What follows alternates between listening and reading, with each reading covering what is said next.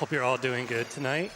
So yeah, like I said, I'm JTB. We're going to be doing a speed run of Resident Evil 4 New Game Professional. My couch can go ahead and introduce their lovely selves. Sure. I'm Extreme Lampshade. I'm Sleepwalker.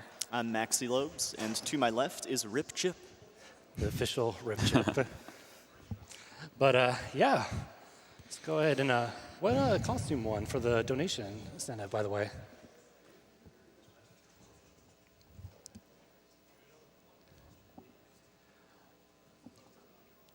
Taking a look here, it looks like Special One was the winner for the Resident Evil 4 costume choice. Oh, yeah. Not terribly surprised by how. And it was a very large margin. It was $2,908.16 versus normal, which had $215. Oh, wow. So I think it won by a big margin.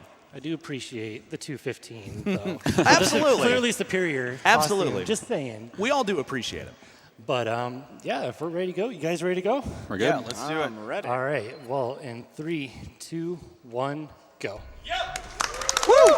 Woo!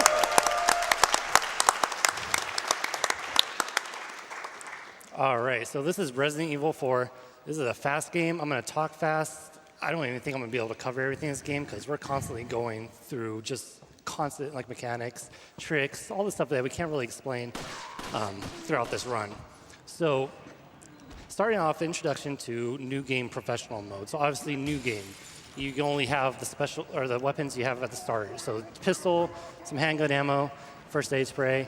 That's all we're gonna have to start off this game. No special weapons, infinite rocket launchers, nothing like that.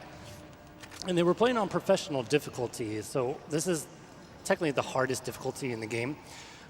There's this thing called difficulty adjustment. Based on how you're doing in the game, the way the enemies react towards you will actually change. So if you're like doing really badly, getting hit a lot, enemies are gonna become a little bit weaker, a little bit more passive. If you're doing really well, they're gonna be really hostile, all that kind of stuff. Professional just throws that out the window and puts enemies at the highest difficulty they can be at. So we're gonna be taking a lot of damage. Enemies are gonna be very aggressive. It really makes the run a little bit more tense. And immediately, less than 2 minutes in the run, we're coming into kind of the first gatekeeper of the game, and if someone on the couch wants to explain it, they can go right ahead. Yeah, Good. sure. So JTB here is going to shoot at this Ganado and switch to the grenade, and you'll notice that he'll do that a lot. Grenades run about, when you have the grenade equipped, it'll be about 5% faster. That triggers a cutscene that spawns like the first wave of Ganados, and that grenade that he threw through the window kills them. And the second wave that he's going to kill here with a grenade should trigger the end of Village here. And as you probably just noticed, if you're jumping over, you're doing things like climbing up ladders or jumping over fences, you're going to have invincibility frames. Right. And it was actually very important that he killed the Ganado in the specific place that he did, the first one. Otherwise, the group of Ganados doesn't spawn in the right place. Yeah, it's a pretty difficult segment because the first, like I said in the interview, the first 10 minutes of the run are very stressful because there's little to no room for error. You kill the exact amount of enemies in that area, so just missing one enemy means you have to waste precious ammo that you need later. So oftentimes when you speedrun this game, it's always going to be like the first 10 minutes you're going to be resetting constantly. So you did see me pick up a treasure there. Part of this speedrunning this game is having a money route, and that includes picking up treasures and selling them later on. We'll go into a little bit more detail about that, but I have a giant boulder chasing us. What do you do about that? Yeah, I knew that was going to happen. I wasn't going to go for that. If you're wondering what just happened, it's possible to hit the QT at the very last second, and you can go through that tree, and it saves maybe a second. And it looks really cool. But We call that tree skip. But if you miss it, you die. So Yeah. we're not about to start this run with a death. We want to look cool. I mean, we're playing on pro. We're pro speedrunners. Got to keep up that. We can talk about kind of the benefits of running on Pro. One thing that I like about it is the enemies are more predictable because they're always as aggressive as they can be. Yeah, you can have a lot of consistent enemy patterns. If you play on normal, depending on how well you're playing, you might actually get some really, really bad luck if you're playing very well, and vice versa. If you're playing really badly, the game will actually change so that the enemies are less aggressive and they will not attack you as much. And what you just saw is he ran forward a little bit to have one of the Ganados swing at him. And so in doing so, he had the Ganado to perform the really slow attack animation, so he's able to run by unscathed.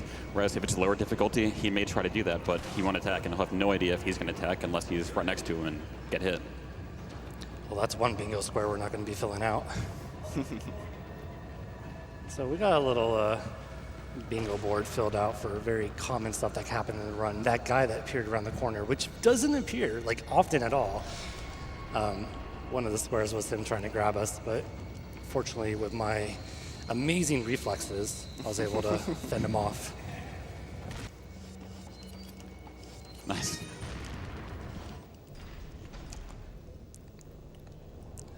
So yeah, we've been talking about just, there's a lot of stuff that goes down in each room that it would take, hours just to go over how enemy movement is affected by your movement. Like this guy right here, I kicked that door open in a very specific manner that caused him to point at me. But if you just went through the door normally, he would try to rush you down, and you have to shoot him in order to get past him.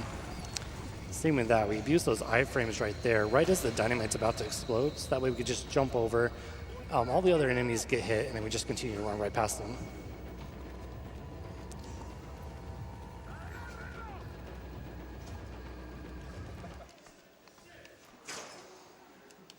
Picking up some more treasure. Yeah, so money is a very important part of this run. We do visit the merchant multiple times. Treasures sell for a lot of money, and especially in the early game, that really does help a lot. We'll be talking to them fairly soon, but first we got a really difficult puzzle. Oh, and we solved it. Man, how'd you do that? It's that 200 IQ, baby.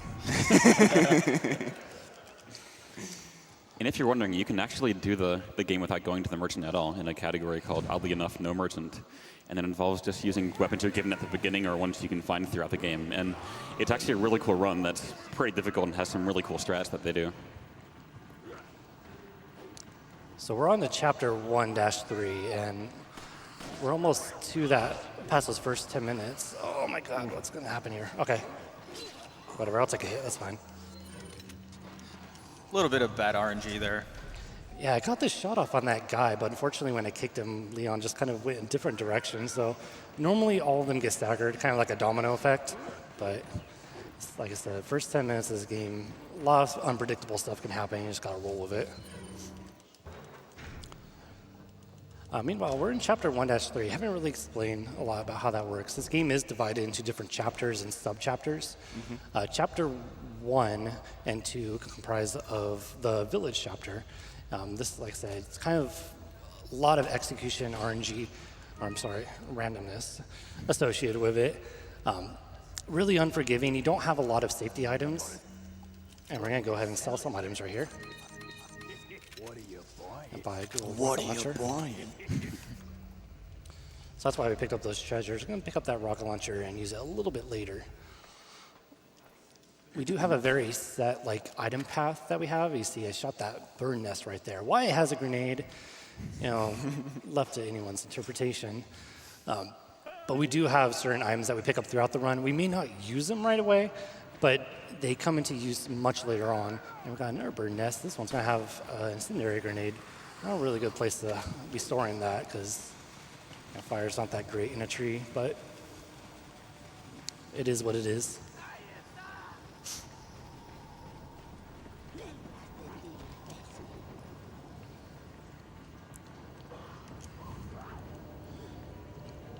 So we have this special one costume with this RPD on the back of it. So fans of the Resident Evil series may know that Leon did indeed star in Resident Evil 2, where he was a police officer.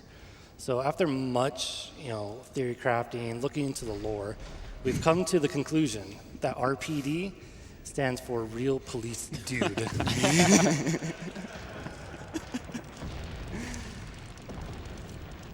And you know what real police dudes do? They run away from boulders.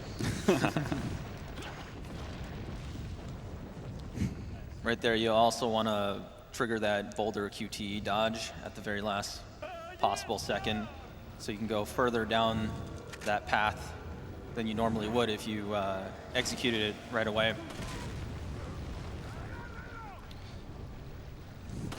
So these tripwires are actually lined up perfectly with your gun, so you don't even need to aim at all. You could just literally quick shoot at them and they'll explode. Didn't get the homie to point at you, unfortunately. Yeah, that guy just doesn't like to point at me. He's a nice guy. He's just rude to point. So he's probably just rushing up, maybe give me like a handshake, a hug or something. He wanted that hug. I don't want that hug. I want to run past him. But here we are, coming up on every speedrunner's favorite part of Resident Evil 4. Got a huge lake right here. It looks pretty nice. You know, has a nice eco life. There's a boat there too. We could just go ahead and use to get across. I don't think anything's gonna happen. I wonder if anybody in chat is telling you to shoot the water. I mean, it sounds like a pretty good idea. I guess I could do that. I was a little bit shaky, and I don't want to do that again. But here we're on Del Lago. You guys can go ahead and explain this boss, because I may say something I regret later. So there's kind of a pattern that you have to follow here. He's going to quickly throw 3 harpoons before he dives, and he's going to throw a 4th as he comes up from the water. And this is all very specific. This is all to kind of trigger a specific pattern. And this one isn't so great, but he'll work with it. Yeah, in the early days, people thought that this enemy was pretty much all RNG, all randomness. And then, slowly but surely, a pattern was figured out. But even though we have a set pattern that will kill it pretty much every time, there's still a chance you're going to get a horrible pattern like JTB is getting right now. But it's not all bad. He's able to react because he's seen it enough. The worst pattern is when he actually dives, and you have to wait about 7-8 seconds for him to pop back up. Yeah, I missed one earlier. Which is what he's going to do right now, but it's not too big of a deal. So it's exactly 12 harpoons to kill Del Lago. Can't you get it down to 5 hits if you have your DA low enough? Yeah, if you're playing on normal amateur. or easy. Yeah, on amateur. Amateur difficulty. Who plays on amateur difficulty? Amateurs. All right, worst boss done. Nice.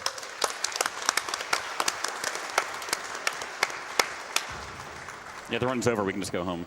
Yeah. So yeah, that run, just the way we can kind of manipulate the way that he reacts to you, and if he dives or not. But ultimately, if he decides to do something really bad, you're 10 minutes into a run, you're losing 20, 30 seconds. It's automatic reset if you're really pushing a competitive time. The first little bit of that fight was going very well. It was just once Del Lago gets to a certain point in the fight, he can kind of do whatever he wants. So. But hey, you may notice it's nighttime right now. Yeah, Leon took a nap. He did. Kind of neglecting his duties as a government agent, to be honest. Yeah, real police dudes need naps, I guess. But yeah, we're still in the village, chapter 2. We got past the first 10 minutes of the game, so the run becomes a little less stressful, I guess. Resets at this point don't lose as much time, which is really nice. There's still plenty of tense stuff that's going to come up, but I could relax a little bit knowing that I got past the logo in that first area in the game. A little fun fact here, too, is that Sleep mentioned earlier that you run faster with a grenade. Well, this is the same running animation. You're running faster because Leon's not holding anything in his hands. So if you watched this run back in 2015, you're probably wondering why he's not skipping this section as he did last time. Because he was playing on 30 frames per second. And in that game, in that version of the game, you have many different kinds of glitches you can do, lots of out of bounds. But in 60 frames per second, you really can't do many glitches at all. There are some which you'll see later on, but for the first half of the run or so, it's pretty vanilla. Mm-hmm.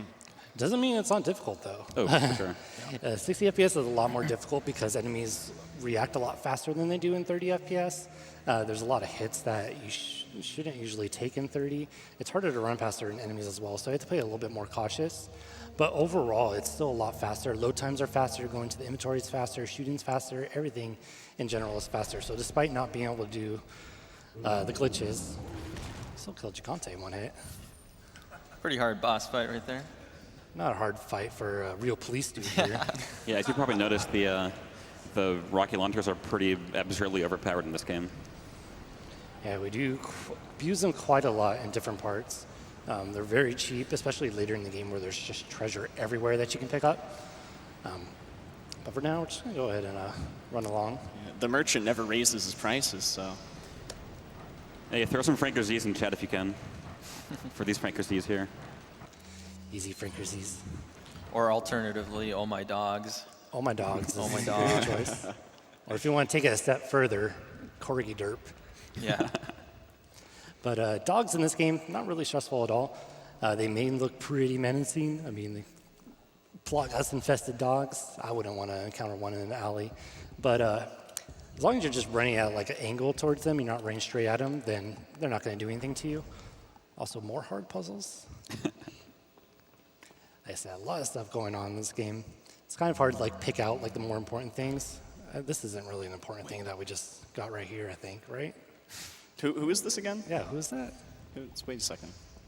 Ashley? Who's that? All Is right. that Britney Spears? I think that's what the costume is inspired by, so. It would make sense given that when this game came out. Right. But yeah, now we have Ashley, and the game turns into an escort mission. We have Ashley following us. She doesn't have any weapons. She's defenseless. If she gets by an enemy, she'll go ahead and duck down for whatever reason, because the safest place is to be ducking next to an enemy instead of trying to run to the person with the weapon. But she's not all useless. We can hear that wait follow command does come into play later on in a couple screens actually. But for the most part, it's a little bit difficult trying to maneuver Ashley around enemies and rather than just being able to run past everything with just Leon. Yeah, you'll actually start seeing right here that movement starts getting a bit more specific than it once was. You're doing a lot of different lines. What the heck is going on here? Whoa. Let me go. Oh. He's doing a lot of different lines in order to lead Ashley through the right way. Shadows in Night Village. Yeah, that was a little bit weird with the resolution. But no, I wanted to reset that because this guy did not do the thing I was supposed to like that. There we go. Normally you can run past him, but he decided to just go ahead and keep running towards Ashley. Like I said. So this right here is an example of doing very specific movement to accommodate for Ashley, basically. It's going to do a wait, follow me. That guy's going to sidestep, and Ashley's going to get up the ladder easy peasy instead of her getting taken away, which is usually what happens if that doesn't go the right way. So the biggest use of that wave follow is being able to let enemies know that you're there before they can actually see you. If we just ran straight into that farm, Ashley would have, the guy would have just ran straight for Ashley, and then we would have had a bad time. So we can manipulate her a little bit in order to affect enemy movement. Here we coming up on everyone's favorite part of the game. And I started off by hitting our good friend, Lewis. He's going to respond by giving us some nice ammo. Because I know whenever someone tries to knife me, my first instinct is just to go ahead and throw some ammo at them. So why are you knifing Lewis? So I do that because I want these guys right here to come through the window. So the goal of the cabin fight that we're in is to kill 40 enemies. We have 4 grenades that we're going to be able to use. And by getting enemies to come in and not sit outside by Lewis shooting at them, then we get a lot more kills a lot faster. So if knifing Lewis once wasn't enough, I'm going to do a couple more times here. Are you trying to kill me? Because these guys, they want to join the party. A lot of stuff happening in here. Got the indestructible table right there, which stands every grenade thrown at it.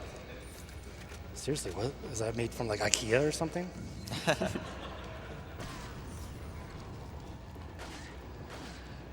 And that does it for our grenades. So at this point, we're going to be camping out these stairs. I learned this strat in PUBG, actually. Let the enemies come to you. But really what we're trying to do here is just have these Ploggus enemies stay right here while Lewis sits in the background and just kills all these enemies. He actually kills them a lot faster because we're playing on 60 FPS. So we're just kind of doing crowd control while he does all the work. And something to note about the cabin is that when there are 2 Ploggus parasites present, another one won't spawn. So you got to keep that in mind. So that's why we don't want to kill them. We want them to stay alive. Yeah, now. so that more enemies can spawn and they'll count towards that total enemy count that you need in order to get past this. Yeah. Yeah, you can see those shots just hitting these enemies when I'm doing anything. And there we go. Nice. That was a pretty smooth cabin. Pretty good cabin. Winner, winner, chicken dinner. I'm not gonna lie, I got a little bit scared when that guy started running up the stairs. I realized I didn't reload my shotgun. Yeah. So one thing you didn't see is that occasionally, if Lewis is shooting people out the window, he'll have the Ganado's heads explode and have the Plagas come out. What can happen sometimes is if they're behind you under the stairs, they can actually slash you through the stairs, and there's really not much you can do because you obviously can't shoot them at that point. Now we're being chased. So yeah, we got this Gigante chasing us. We don't have to kill this guy though. All we have to do is pick up this key and try to keep running away from him. He is not stopping though. Oh, he is stopping, okay. We're gonna hit these chains. Can knife it in a certain angle to hit both of them at once.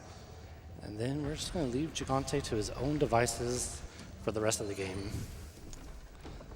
Fortunately, he does show up, I think, in separate ways later on. So that is actually the canon method, to just go ahead and ignore him. Yeah, that's Ada's problem.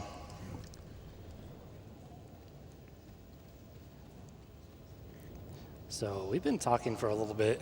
Sure, some donations have to come in. I was going to ask if we had a spot, because there are a few coming in for you. This is a perfect spot. Yeah, this is the best spot right here. We have a $20.04 donation from the Englishman 130 who says, "Hey JTB, wishing you the best of luck during the best category, New Game Pro. It's so nice to see New Game becoming the standard for RE4 here after so many New Game Plus runs from myself and others at previous GDQs. This is going towards the jet ski glitch." Awesome to hear you, Englishman. Yeah, shout outs to all the runners that have done those New Game Plus runs. Englishman, Sunblade. Should we name Carsey? I mean, he did destroy his disc after the run, so I don't know how he feels about it. You can keep going if you like. Absolutely. We have a $40 donation from Throat Auger who says, "Had to donate during JTB's run. He has one of my favorite ever speed runs from SGDQ 2015. That RE4 run was insane, and I'm sure this one will be too. Donation goes to Runner's Choice." So Nice sky textures right there. this game was supposed to be, upscaled, but they kind of forgot to do some things. I mean, you kind of see the. Do this real quick. Look at those. You can't see the chains anymore, but very, very low res. A lot of them are still legacy GameCube textures. Especially when you're playing separate ways. They forgot to upgrade all the FMVs, so they're all like PS2 era, while you're playing in like 1440p. All right, so we are about to hit the end of the village segment, but we gotta go out with a bang. Always gotta have that last boss at the end of each chapter, and there's a reason why we've been collecting these incendiary grenades. So we can go in here. Look at those beard physics. I know, right? 2005 beard physics. Truly ahead of the time. I wish my beard flew like that. So this fight is probably a fight you all remember if you played this game casually. Super tense. You're in this tiny little area with this guy chasing you like big old bullet sponge. We don't care about that. You use 4 incendiary grenades to take him out, even on the highest difficulty. That was very smooth. Right there, you saw another benefit of running on 60 FPS is it takes 1 less incendiary grenade to kill Mendez there. Just because it kind of ticks faster, the fire damage. Also, yeah, speaking of GameCube, remember that this game is a GameCube exclusive. Here we are, 13 years later. What, 10 different versions, I think, at least? I know, Skyrim can learn a thing or two from the mountain ports for this game. Come on, Todd Howard. When's the the GameCube release of Skyrim?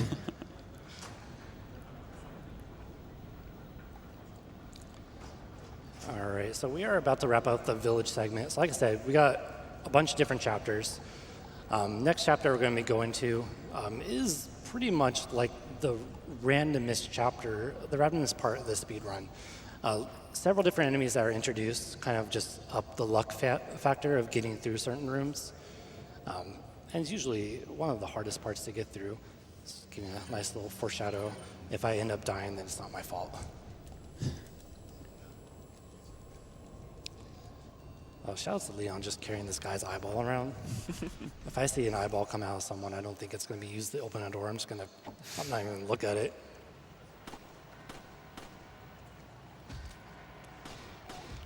Yeah, I want to get rid of all my ammo here, or most of it. Okay, that's good enough. That was close. There's a lot of enemies in this game. You know, it is a horror game, but truly the scariest enemy are the trucks. Wait.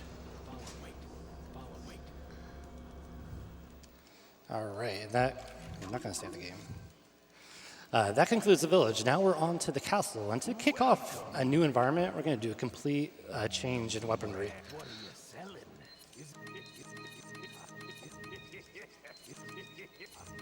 What are you buying?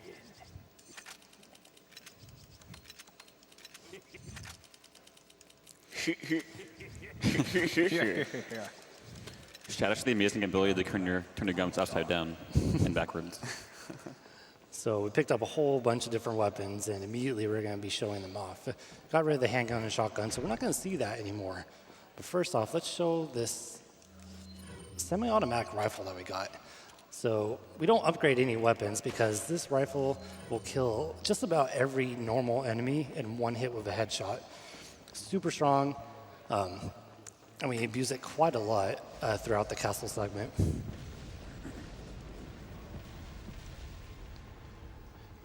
Also, these catapults are kind of scary, so I'm gonna sit back a little bit. Don't want to get staggered here. There's specific timing to this room, and pretty much a lot of rooms in which if you follow a certain pattern, you'll get through most of the time, but if you go even just a little bit slower or faster, then you can have a real bad time. So Ashley's going to be our human shield bait for a little bit. I'm going to shoot this cannon, hit this door about 30 feet away somehow. But that despawns all the enemies, including the one that was carrying Ashley. So we'll get her back with us, unfortunately. Follow me.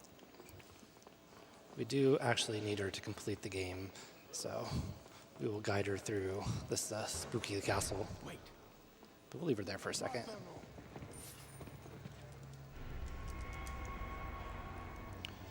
So another fun fact, leaving an area and coming back in despawns it doesn't despawn all the enemies, but resets them all. So all the enemies up there that thought I was there don't know I'm here now.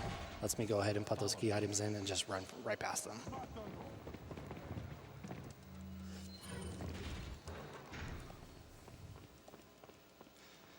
So we do have some time for just some donations right now. All right, we have a $35 donation from Samston who says, the choice of an avid speedrunner.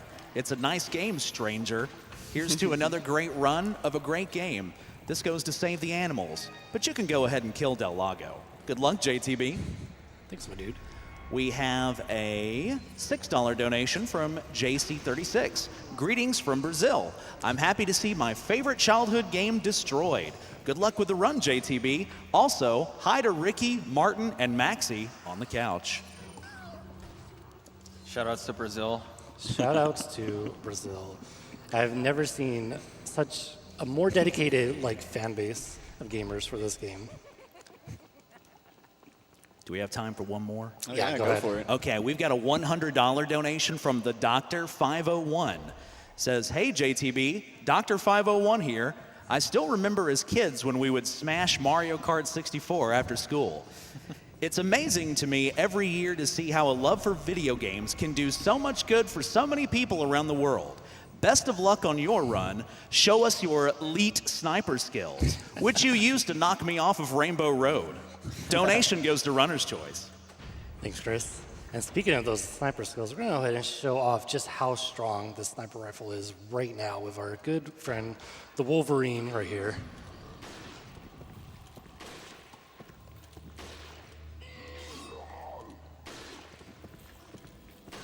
Nice.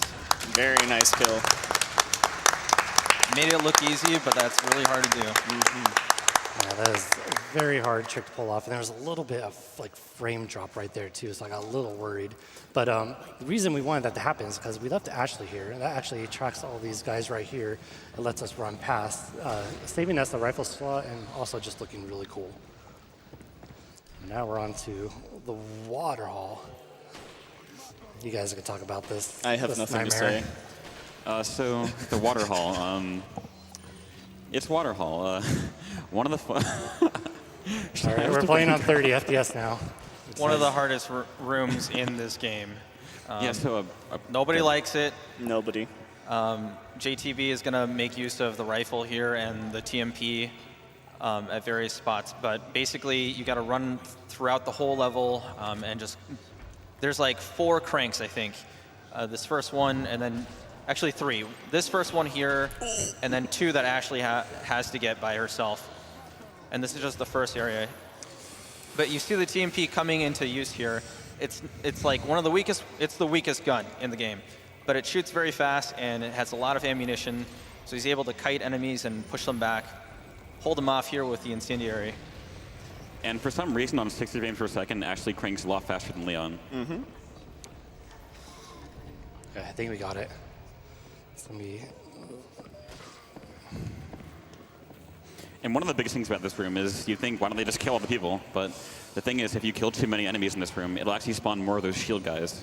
And it also has a, what, like, I think 3-second animation? Hardest part done. unskippable. Hardest part done right there. That was very well done, JTB. Yeah, that was a super tense room. There's no room for error there. And even that suplex I did, that can throw off the whole timing of the room because I'm trying to get through that tiny little bottleneck. And even there's like a shield guy there too, so I can't stagger him at all. I just have to get past him before he actually shows up. So That was so worth it, that though. was such a relief. That suplex was so nice. So FaZe Clan, if you're watching, this is his audition video. MLG sniper montage. Lo-fi hip-hop. Get that double headshot right there. So I think these frame drops will actually go away. This game, it's well, there's a lot of stuff going on. It could just reduce the frame rate a little bit. This is like probably the most populated room, so I don't think it'll have any issue later on. So right now, I've killed all the enemies that will go after Ashley, except for one. That lets me go ahead and pick up all these items around that I need. And he doesn't actually need to kill that Ganado that he just shot. He just needs to shoot him so that he stops running. Because if you just let him run, he'll get all the way to Ashley. So yeah, it's a good time for donations Yeah. now. We're just going to let Ashley crank that, pick up some weapons around here, and then... Sure thing. We have a $30 donation from James72. Says, do you remember years ago when we thought about learning a speed game? You chose RE4, and I chose Super Metroid. I'm glad at least one of us learned our respective games and made it in GDQ. Good luck avoiding the Novistadors IRL. P.S. Kill the animals. Thanks, James. We have $25 from Geeky Fried Rice, who says, very happy to donate during the run to one of my favorite RE games ever. Thank you to JTB for running this game and to all the GDQ staff, volunteers, and attendees for making this event possible. You are all angels. P.S. Shout out to my buddy Noobs, who's in the crowd.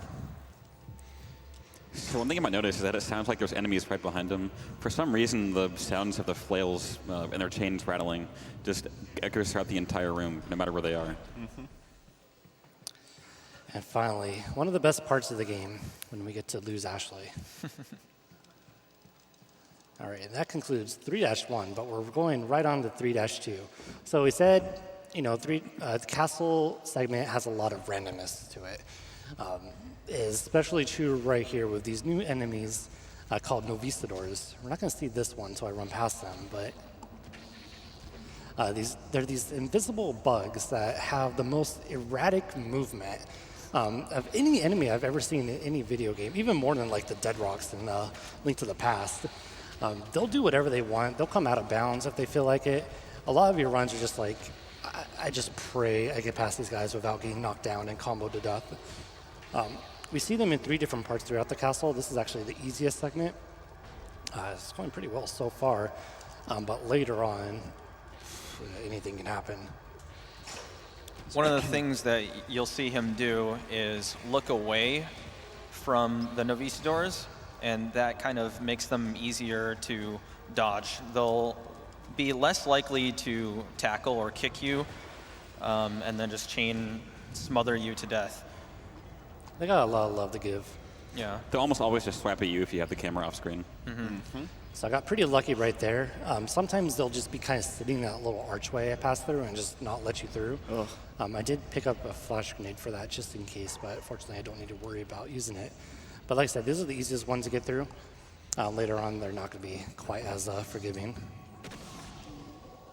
So I threw a flash grenade right here. If you jump down, all these dudes trigger a cutscene where they run away from you because they just know just how badass a real police dude is. So they don't want to be around him. They just run away. It's actually great. Like, you'll activate the cutscene, and all of them, except for the Red Zealot, will all just put their heads down in disappointment, like you've completely ruined their party. Their awesome ritual party. The wall will even shut on one of them sometimes, so it's like they just leave him to whatever Leon's going to dish out. But we don't care about him. We just want to run past them, so that's why we throw that flash grenade to make it a little bit faster. Here we are. We're going to kill this Red Zealot dude by using these 3 headshots, I hope. All right, cool.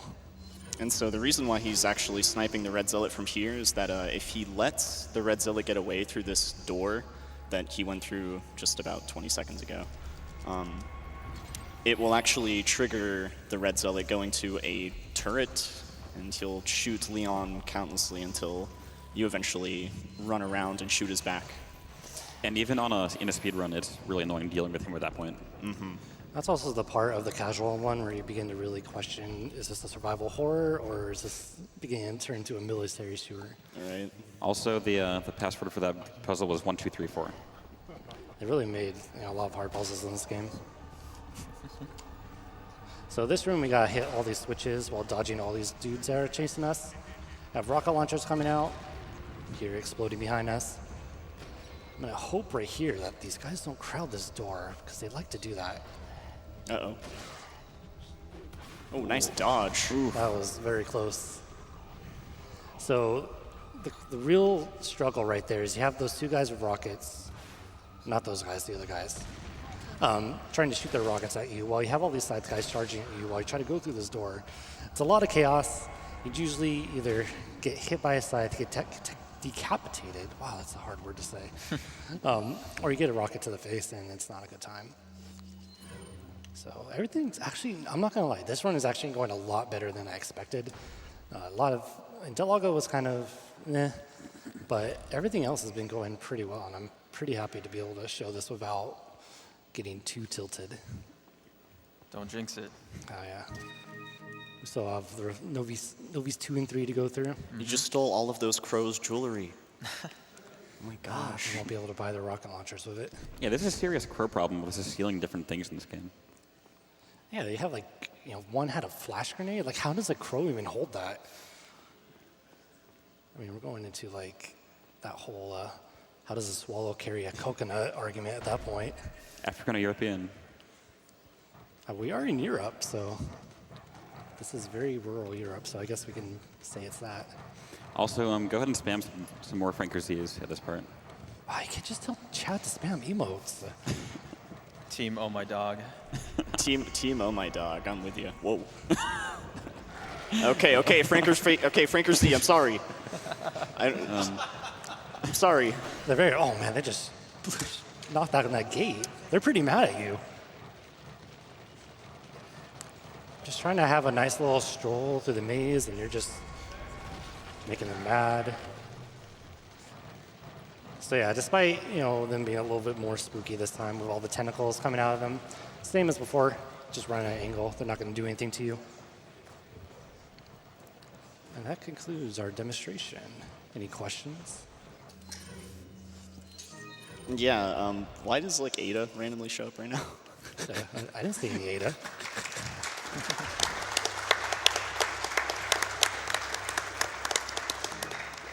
Well, thank you. That was a very difficult segment. So now we're on to 3-3, which is the shortest chapter in the game. I'm going to shoot that. So one of my favorite parts about doing the speedrun is being able to show things that people don't probably know when they do a casual run. So like that door chime, or whatever it is, that bell right there, I had no idea for the longest time that you could just shoot it and then shoot the wine bottle instead of running all the way up to it. It's just a small optimization But it's just the fact that I've played this game for 13 years and never known that is like, wow, what else is there in this game that I don't know about? Also, this is the shortest chapter in the run. Oh, buddy, here we go. Nice. Lucked out. Those guys sometimes will look like they're going to stay behind that door, and then they'll just open it as soon as you approach it, and then you're just like, okay, what do I do at that point? Also, No! F. What are you trying to do, kill me? so we got to save Ashley, unfortunately. By shooting out those things, that's why we're going to be using this rifle here. Take out all these enemies pretty fast. And then at this point, she's going to go find out, oh, we need a key to open the door down there.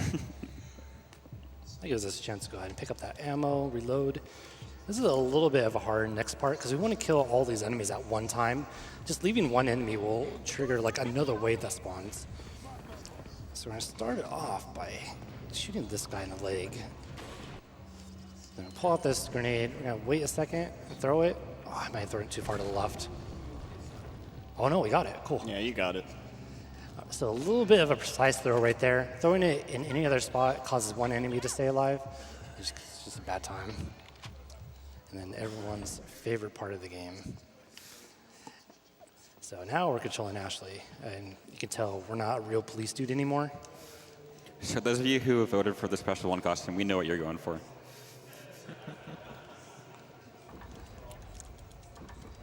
So Ashley's segment's pretty simple, actually. Just a couple puzzles we have to go through. We're going to crank this up as just above this final bar. And a quick fun fact here, I'm pretty sure the Japanese version of this game, there's actually fixed camera angles in this section for Ashley, which is an interesting thing that they did. Kind of a shout out to the older Resident Evil games. Right, yeah. Yeah, we can't forget about our roots. Even though I'm pretty sure most of the OG fans of this game are like, what the heck is this game? Why is it over the shoulder now? Where's my tank controls?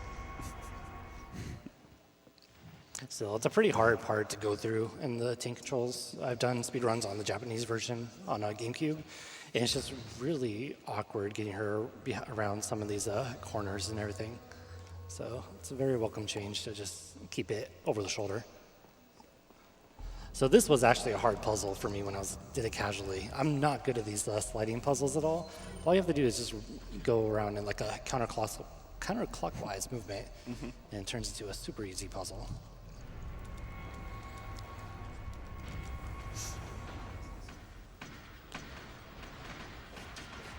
You know, it's one of those classic cases of a slider puzzle. There's actually a somewhat simple solution, but if you don't do it and you kind of mess it up, it takes forever. So, falling on her butt in order to dodge these axes, because she will die in one hit. She doesn't, you know, Ashley on Professional doesn't normally just take damage from stuff like this. She just straight up dies. So. Yeah, you will leave her to get hit in like the New Game Plus category, because she is wearing her suit of armor and makes her invincible to all damage. But yeah, any hit while you're controlling her from those, instant death. Actually, right now would probably be a good time for a donation or two. Before we get to that, just want to announce that our first bonus game incentive is now open. Mega Man X Buster Only by Darrenville, so that is now open. Now to the donations. We have a $55.55 donation from Leon's Beautiful Hair. Says, greetings from Australia and the Discord channel. Good luck on the run, JTB. We've got the bingo card out and ready to fill. Here's hoping for some good RNG. We have a $30 donation from All-in-One Mighty, who says, JTB always does great runs, and this one is no exception. Hello from the front row. I'm rooting for you. And show us that jet ski glitch. This donation goes to Resident Evil HD Remaster Real Survival difficulty. So now we're in Chapter 4-1, and this is when the game just goes completely off the rails. So we had this castle segment, but now we're in the middle of Volcano. I don't really understand the logistics of how they got this room into the castle. Imported lava from Amazon. Wait, you guys don't have lava? I mean, maybe that's like a Prime thing. They It's like a ship Prime. it within like a couple days. Definitely. hot lava fresh to your door. Man, Amazon can do anything. Taking over the world and took over Twitch. But yeah, so like I said, we're in chapter 4-1. This is the longest chapter of the game. There is a lot of stuff that we have to go through. First part, obviously, this is actually pretty simple, to be quite honest. But later on, the difficulty ramps up quite a bit. We're going to go ahead and reload right there just to have that ready for a room coming up. It doesn't matter that I reload right there because you have to wait for the carousel to open up for you. If you miss a cycle on that, it costs, what, like 8 seconds, I think?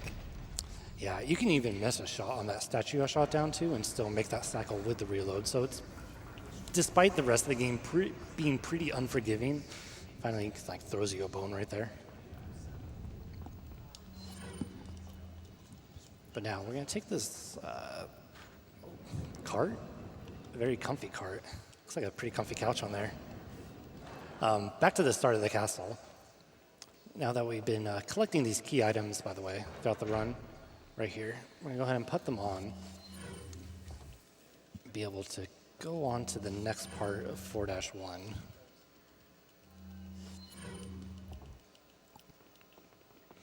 I like how it seems they just kind of ran out of ideas for this part of the game. So they just put a couple carts for the different parts of the map. So I wonder what they talk about during that cart ride. It is a little bit long.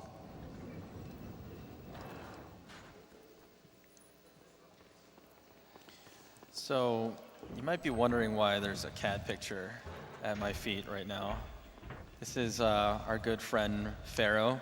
He's another speedrunner of RE4. Very good speedrunner. Yeah, he is this cat, so Yeah, that's actually he's him. kind of here in spirit with us. So I mean, it's hard enough running this game as a human, but as a cat, that's pretty impressive.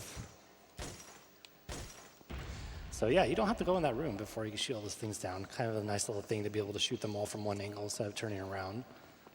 And this part always kind of surprises me a bit. These dudes bust out of the wall on their little death machine, waiting for that one moment their whole life has been leading up to. But unfortunately, they both have 1 health and get taken down with 1 shot each, so sorry, bros. Go ahead and reload before I forget about this. So out of the 2 rooms that you're getting the grails from, I would say that one is the easier one. and you'll see why in just a second Oh here. yeah. This is when the difficulty of 4-1 just begins to really ramp up. So you remember these guys from the Ashley segment. Fortunately, Leon has guns, and they're not just going to go away easily like they did with Ashley. So let's see if we can get this all in one go. I think I can.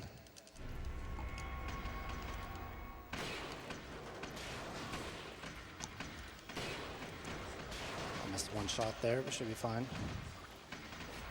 It's a little bit of like frame drops whenever I zoom in, so it's throwing me off a bit. All right, there's 1 wave.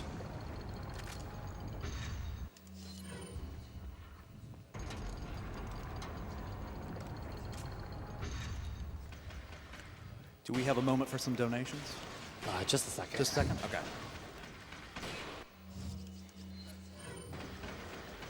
Oh, did he Oh, just do no, it? He he did did it? it. Yeah, he All did. right.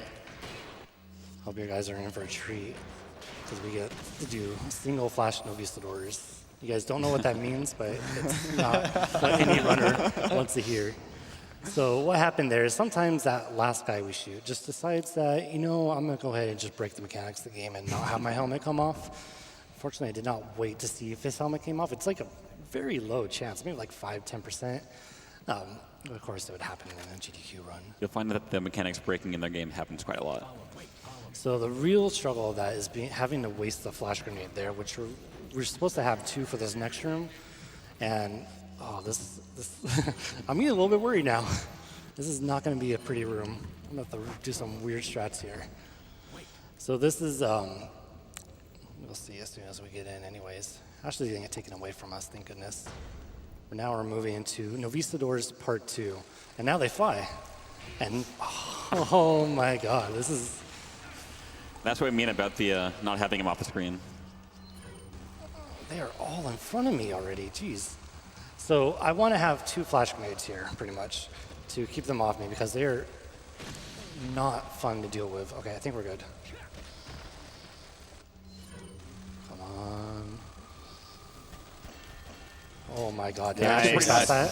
Whoa. Yes, good save. Wow. So the thing about them in the air is that they will often just combo you to the point where you just can't heal or anything in between hits. So they'll push you down, and then they'll just continue to push you down over and over and over before you even get a chance to get control of your character. In that room, we specifically use 2 flash grenades to keep them off us, especially if they all end up being in the air, because a flash grenade just pushes them back instead of knocking them down. So I got a little bit lucky there that I was able to do it with just 1. So this is probably a good time for a donation too. Now, yeah. Yeah, now you're good. Okay. We got a $150 donation from Lep, who says, after watching for a couple of years, this is the perfect game to donate to. Such a big part of my life. Thank you for such a great event. We have a $15 donation from Gamers OT, who says, love RE4 and had to take a moment to donate during a great run. Shout out to JTB for a great run so far, and shout out to the men of the couch for the great commentary. And the cat. Can't forget the cat commentary. Yeah. Can't hear it, but we can. We have a $6 anonymous donation. Chimera Skip, Wen, Kappa. Good luck, JTB. And hey, Martin, Ricky, Maxie, and Joey. Also, remember to say bye, Felicia, at the jet ski as usual. Yes, sir. He just said Joey's real name. He's going to beat me up. But so they mentioned the Chimera wall skip. If you remember that wall that we put all those key items into, if we found a way to get past that wall, we would skip a significant part of the castle segment. Probably save about 20 minutes or so. But it's kind of one of those fabled things like barrier skip or palace skip was before they actually found a way to get through. But I don't think there's any way that we're going to find it. There is a second Chimera wall later in the run that I actually found you can get behind, but the thing is it envelops the portal to the next area, so we can't use it. Oh, and there's Ricky Rocket, named after our Ricky right here. Oh man, I'll do that again. Nice shot. 2 Ricky Rockets. Yeah, another one. Yeah, Usually, double To go me. for a third? oh, go for 3rd. 3 Ricky Rockets.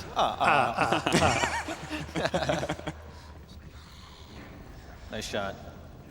Yeah, the shot's a little bit weird because he's going to be like facing away from you. So Also, the hitboxing is pretty crazy. These Gyarados are loaded, Yeah, so you just pick up their cash. take their lunch money. And speaking of cash, we're going to do another merchant item change right here. This is a really fun merchant. This is the Oh, most yeah. important merchant of the game. So I'll let this change. And if you guys want to talk about it, you're more than welcome Also, to. shout out to the animation of Leon turning to look at the bats around his head. Yeah, it seems like he's like twitching his head all over the place. So the important thing about this merchant is he sells us the striker, and I think one of the most famous glitches is the Ditman glitch of this game. And you achieve it by aiming it and switching to another weapon before the laser shows up. And you can see JTB pulling it off here, running, I think it's 1.5 times normal speed. Yeah, this makes the run as fast as it is, and And- really is very important for the rest of this game. Right. It allows us to pull off these QTE skips that hopefully JTB will I did nail practice here. this a bit. They're very hard on 60. On 30, they're much easier, but on 60, oh boy. Nice. nice. There's one. One more. That one's really hard to hit. Yeah. Good try. But still, the first one is most important because you get to keep your Ditman speed all the way over here. Yeah, anytime you get hit with anything while Ditman is active, or if you aim with a striker, or if you heal with an item on the ground, Or climb a tilted ladder. Or open a door, yeah, or get stunned, or anything. Or breathe. Yeah, or just breathe. hold your breath for the rest of the run. That's a hard speed run. But yeah, that was the Verdugo, by the way. Quite the fun enemy. But this segment, normally you have to dodge him for like 5 minutes in order for this elevator to come up, or you could just use the rocket launcher to kill him while he's encased in ice. or nitrogen, whatever it is. Yeah, it takes like 6 rockets without the liquid nitrogen, but if he's frozen, he just dies. Forget that. And that concludes 4-1. The longest chapter for sure. And one of the most stressful, as you can see.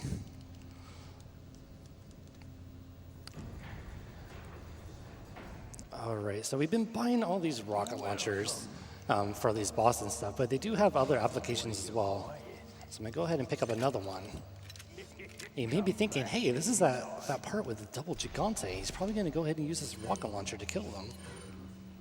You would think that. But we're gonna use this rocket launcher to get past this area really fast. So we're gonna go ahead and just shoot this rocket launcher right here. Destroy this rock instead of going through this whole like segment. Oh, I need this. Of using the dynamite to blow it up. Whoa, what is? So this is a really hard boss fight. He needs a lot of concentration for this part. Yeah, please be quiet. Can't concentrate at all. Especially you, Pharaoh. Yeah, serious time, please.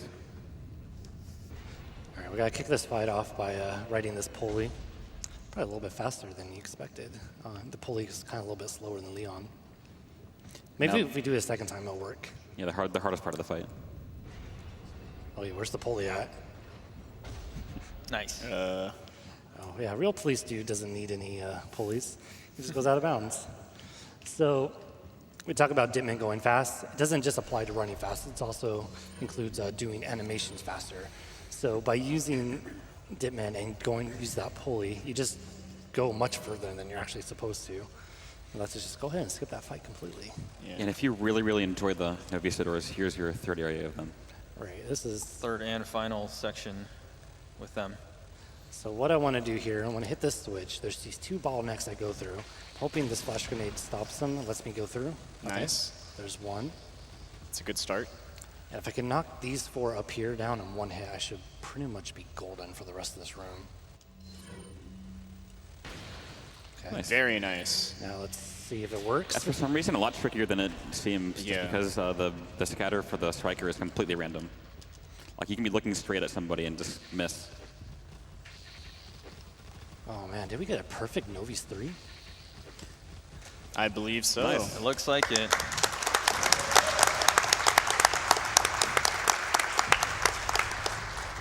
So the hardest part about this game is when you do a lot of speed runs of it, you can see some really crazy stuff all throughout the run. Specifically in that room, a lot of those Novistadors can straight up just go right through the walls and fly at you and knock you down. No warning at all, you're just knocked down.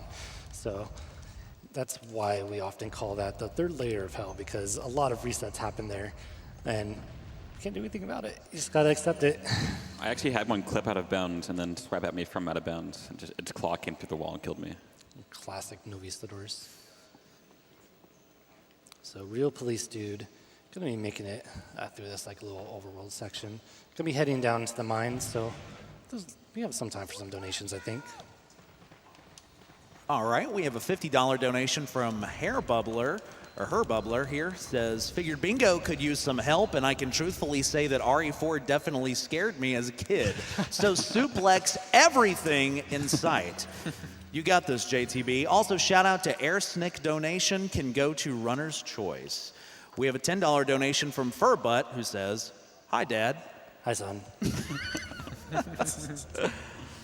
We have a $200 donation from himself, too, who says, sitting in the hospital with my 15-hour, yes, hour, old son.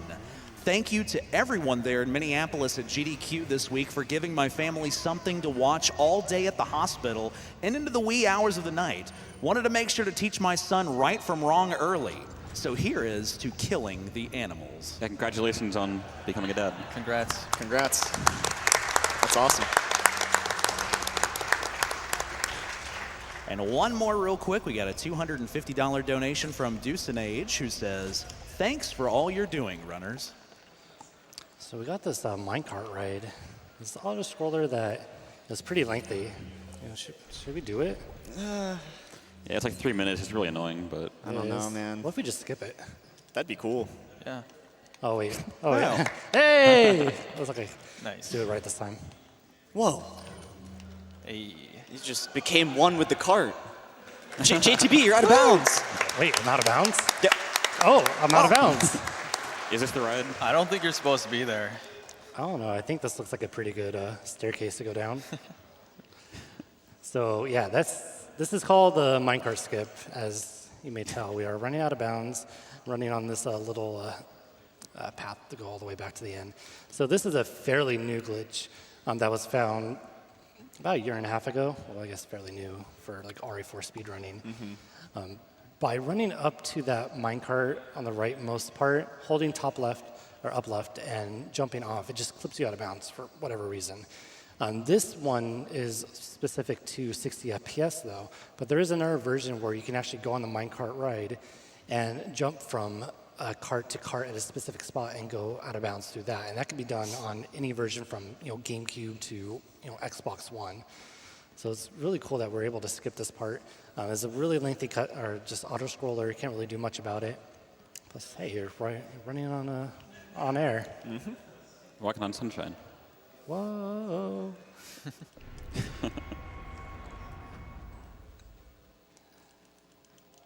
The only bad thing is there's no music. It's kind of boring. Yeah. Just hear. You don't ever activate the minecart, so you don't get the spooky atmospheric music. And that concludes chapter 4-3? Yeah, 4-3. Lose track at this point. And now we're on to the final chapter of the castle. And as you know, with every final chapter, there's always going to be a boss at the end of it. First, we have to get through this room. A lot of switches we gotta pull. We're gonna trigger some of these enemies to see us before. Well, hello. We're gonna do this first. We're gonna trigger these enemies by shooting at specific parts, so that way they get into a little bit more favorable positions as I go through this. Our goal is to get to the top of these two parts. This part right here. Hit this lever by shooting these guys down. Really showing off the power of that TMP by just staggering enemies right away. Whoa, hello. Didn't expect that though. Okay, we're good, I think. All right, we lucked out you're there. good. Good save. And there was a guy right behind you, but he didn't hit you. Oh my then- gosh. whoa. Is that Captain Crunch? Crunch attack me, Captain. Well, he's definitely trying to do that by throwing these pillars at us. That was the finest door in all of the castle, Captain Crunch. What are you doing, man? Now we're gonna go Whoa, for the that super slow-mo. bullet time. What's funny is there's like 6 or 7 different ways to get out of bounds in this area, but there's no way to skip this section. Yeah, that's true. Why And would that you out want of to? bounds was found a very long time ago, too. Also, you may notice, these really fast cutscenes, by the way, almost like an hour in. There's only 2 different QTE combos that can happen, the XA or LSR. If you just go ahead and mash both of them at the same time, you're just going to get it. So we didn't even need to wait for it to show up. We could just hit both of them. Yeah, and that's kind of a thing that came with the HD remaster. Like, I'm pretty sure on GameCube and PS2, it was way harder to do those boy. QTEs. Yeah, you can't just spam mash them.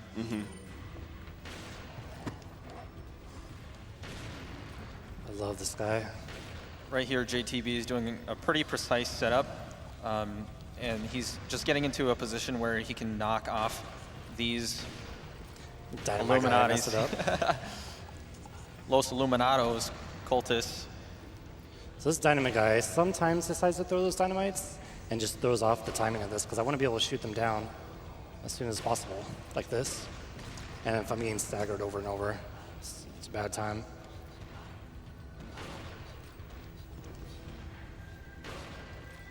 There you go. Going really well so far. That's ain't bad elevator. Yeah. Oh, there's more? The thing is, right here, if there are 2 or more enemies on the elevator here, it'll just completely stop it, and you'll have to deal with them at some point. That was pretty solid, though. Yeah, that's pretty good. Good job.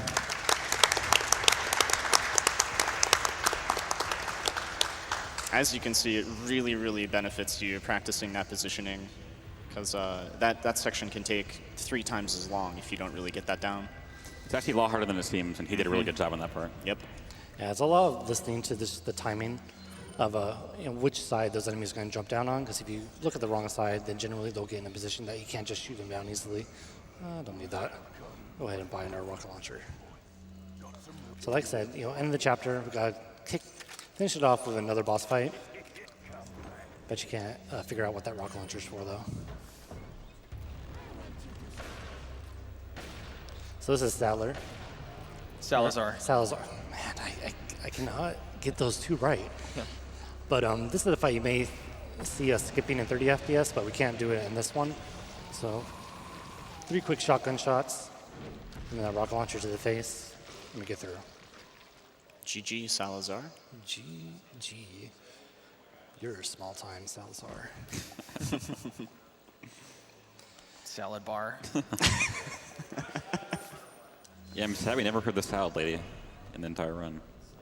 Yeah, that's too bad. A little disappointing we skip all the cutscenes because there's plenty of wonderful insults between Leon and Salazar that we have to miss, such as your right hand comes off. You're small time. I think now would actually be a pretty good time for some donations. Yeah, go ahead. All right, we have a $50 donation from MacDaddy0 who says, enjoying my 4th GDQ, and I'm thankful I finally have some extra money to donate. Watching the speedrunners is so very impressive, and I'm so thankful to them, the staff, and all those watching. Keep rockin', and here's to the rest of the week. We have a $30 donation from Patsykin who says, as a kid, I could not handle the scary atmosphere of this game. 10 years later, I still can't play it. Glad to see this game that haunted my GameCube collection get destroyed during the best week in summer. And we have a $150 donation from Spencer Lewis who says, always happy to donate to this awesome event. Thanks to all the people who put this on. Good luck to all the runners. It's a pretty precise puzzle right here. JTB is going to line that up with the rock in the distance. And it's going to be in the perfect spot so that when you rotate the other mirror coming up here, it's going to just solve the puzzle. Right. Normally you're supposed to do this one first and then the other one so you can see where the laser's aiming at. But we can go ahead and use that rock as to position it. And then, am I going to get past these guys? Wow, that was close. But yeah, you may notice we're on a new environment. This is the military island. So we talked about, kind of the themes of the other 2 areas. This area doesn't have a lot of randomness associated with it. This is just your straight up execution. We got a lot of bosses, not a lot of variance between enemies. Hit that guy so he doesn't shoot his rocket at us. But this is my favorite part, chapter of the game. And also, kind of getting closer to the end of the run. I think we have about like half hour left or so from here.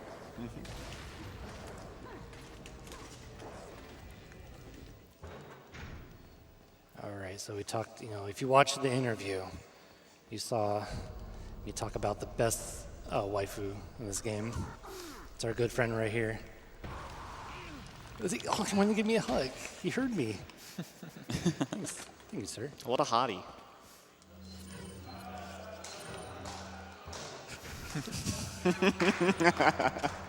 Oh, come on. Clap for that. That was a good one. So we're going to have a fun little skip right here. This part, you have to kill a bunch of enemies to get past this shutter. This is where we get to abuse that the speed that we have. By running through right during that. It's actually pretty precise to do that.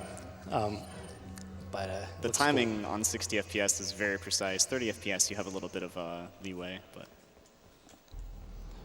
it also looks so cool. I love that skip. So if you played this game as a kid, you probably remember this part from those. Or not. nights. I mean, if you had nightmares about it, you may have just blocked it out. In that case, I'm sorry to kind of bring these memories back to light. Yo, this breathing though. You want to tilt the camera? Give him a good oh, there he is. Not too spooky. So yeah, these are regenerators. Big, freaking huge monsters that just absorb all your shots. Super scary in a casual playthrough, super easy, and a speed run because they're literally slow as heck. You can run past all of them during their attacks, and we only actually kill one of them too. And it's so easy to bait them into attacks. As you can see there, just kind of run into him for a little bit and he'll just do an attack. And they're so easy to dodge as well. You just kind of take a couple steps back. So very derpy enemies, despite being extremely dangerous if they actually catch you.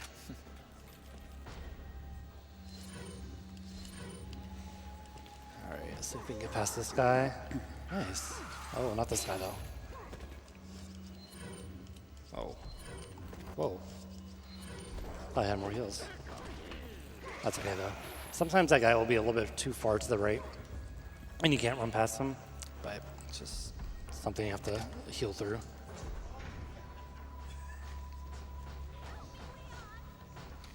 All right, so we got Ashley. You can hear Ashley in the distance. So it's time to run away, essentially. Yes.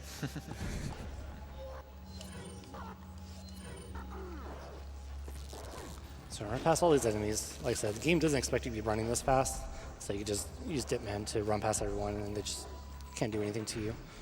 Here's the one regenerator you're going to kill, the Iron Maiden variant. Has a lot of spikes on him. A really big bullet sponge, but rocket launcher takes him out one hit. Give us the key card. Or card key. I've always wondered how they had that key card grafted onto the Iron Maiden. Yeah, like if the spike went through it, you would think it'd probably disable it, but no, it's still intact. All right, so now we're going to be able to use these flash grenades a bit that we've been collecting. My goal is to get rid of the flash grenades in a few rooms. And we'll talk about that in a little bit why, but first, I'm going to bait this guy out. Hello. Run past him, and then we're going to get Ashley back. Oh. Oh.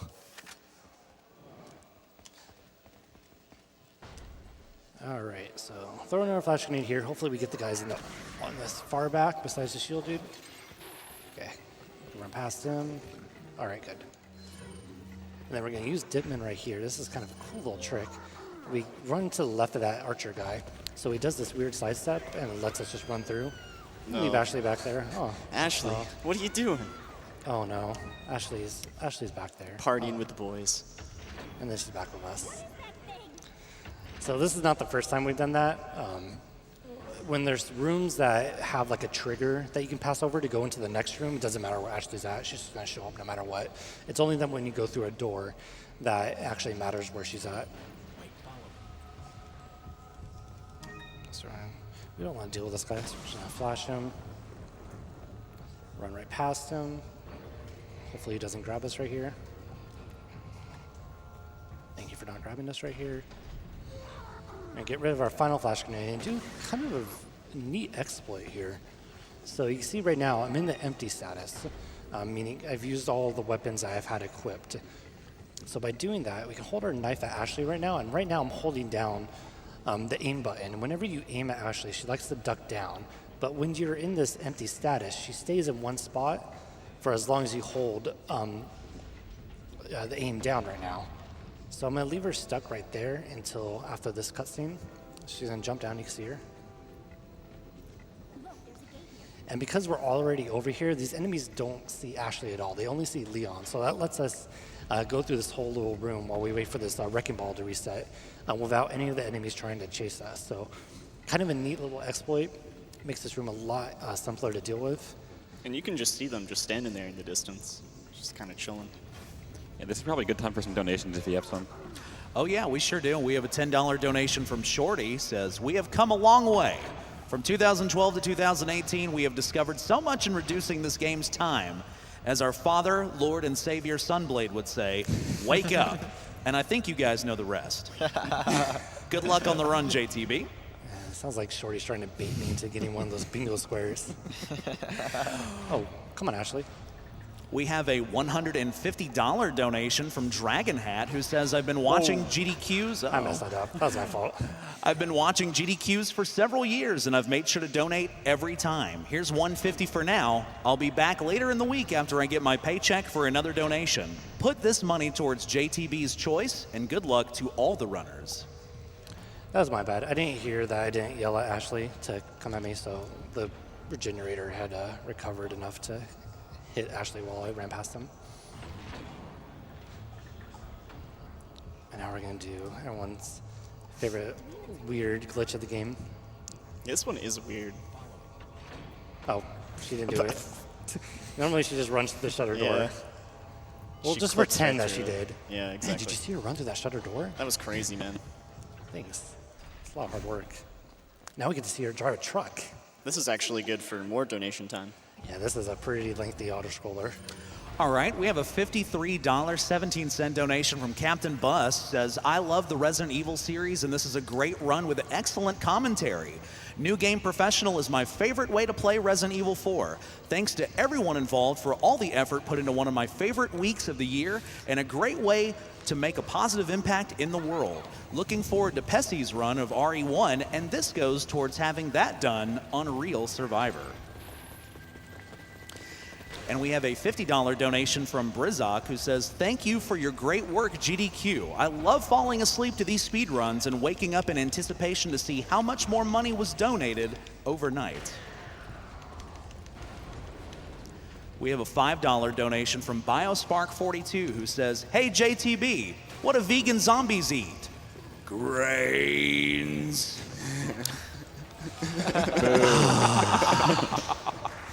I like that. I like the weak clap. And a $40 donation from Greg Danner, who says, shout out to the announcers and technical staff. The runners may be glamorous, but you guys keep the event zipping along with your excellent work. Thanks, and here's to many more successful GDQs. So the truck has come back with a vengeance. Covered up his shutter so he can't shoot the guy inside. Oh, hello.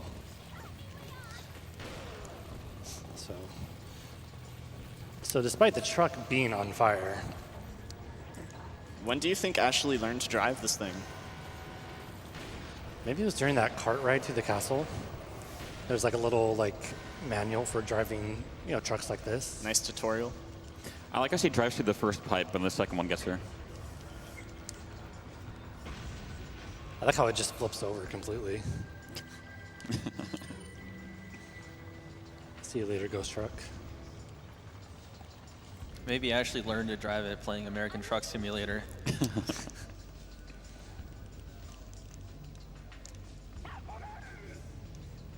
All right, we're gonna run past this guy, get him stagger, run past these guys, hit this switch. Hopefully Archer Dude doesn't hit me. I think There's it's another okay. really weird small glitch where you can skip that the switch cutscene where you pick up an item right before it starts, but it's kind of weird to get. Where'd this guy come from? There's also another neat thing that can happen. This guy right here that JTB is shooting at, sometimes he tries to go up the ladder, and if you activate the platform moving upwards, the guy stays on the ladder and he keeps climbing and he's out of bounds, and it just looks hilarious. There's a lot of really funny stuff about this game. There was actually a video released kind of recently that this one YouTuber just used the camera to kind of look out of bounds through a lot of stuff, and there's stuff that you would never see. So it's cool to see. Just despite everything that we see right here on screen, there's a lot of other stuff that players would never see, just hiding. One of those guys that JTB killed earlier can get stuck under the truck, and he'll just be wheeling on him, basically just killing him. You can't do much about it. The second part of the truck bulldozer auto-scroller can get really scary, especially when Plagas spawn right here. Luckily it died in one shot, but there's another one. Yeah, they can all decide to spawn. Oh, Okay, please die. I like that I shot that guy in the back. and there killed we him. go. Oh, that was cool. And now we're done, right? Nope. Truck 3, The Reckoning. Nice. Or Truck 3 with a Vengeance. Very nice. All right, well that concludes chapter 5-2. Kind of a long chapter 2 because of the truck stomach there. But that means we move into my favorite part of the game, which is Oh wait, still stuff. 5-3 has some of my favorite fights. But first, we're gonna buy this. Then we're gonna lose Ashley. So I told you guys that I was did a little bit of remaster speed runs. All right. Wait, I forgot to grab this. There it is. Those stair skating skills carry over from game to game.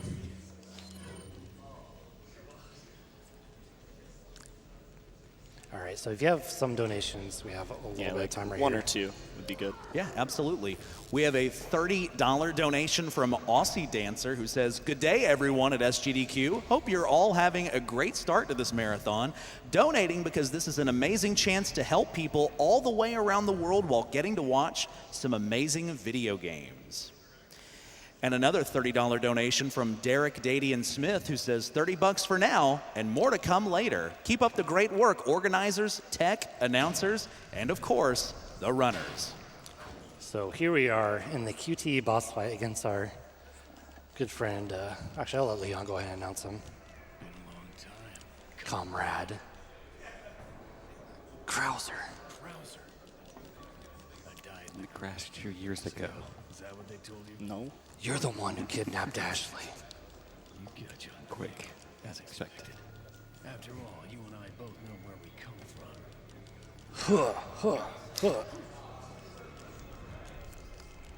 What do you want?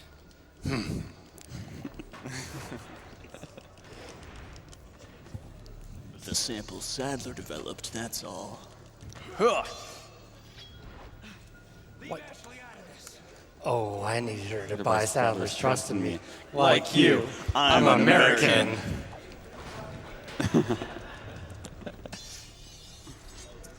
Good old Krauser. Shoutouts to our gag from the last time we ran this here. Now I feel bad. That was like a pity clap.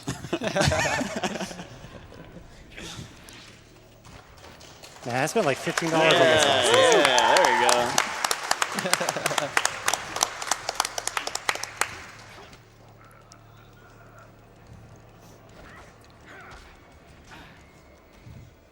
So here I could just spam both QTEs at once and not have to worry about getting killed by Krauser whatsoever. On some of the older versions, like we said, you can't really spam the QTEs like you can on this one. And so you basically have to you have to guess until they pop up, and it's very often that you can just completely botch it. And So I get end up one dying. swear per run. Oh, Krauser just stole it. Man, Krauser, come on, Krauser. Has something she's lined not up. even wearing a red dress. You may be able to prolong your life, but it's not like you can escape your inevitable death, is it? I just want to point out Krauser jumped like 30 feet in the air backwards. You knew each other? More or less. Maybe it's about time you told me the reason why you're here. Maybe some other time. Rejection. Didn't even get a phone number. All right, so that gets past that first kind of lengthy part of the chapter, but now we move into boss rush mode. First off, laser boss. So we really do question like exactly why this got put into the game. Yeah, and if you can see, Leon clearly learned all of these jumps from the Krauser fight that just happened. You watched Krauser jump 30 feet in the air. I'll jump 30 feet in the air. Yeah, we're a little bit tired though. I think we should take a break. Yeah.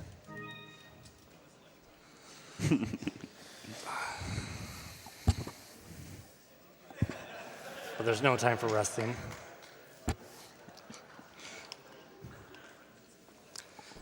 So there is actually a point to that. The whole reason for having that chair there is to alert you to the treasure that's hiding back there. But a real police dude needs his real police rest.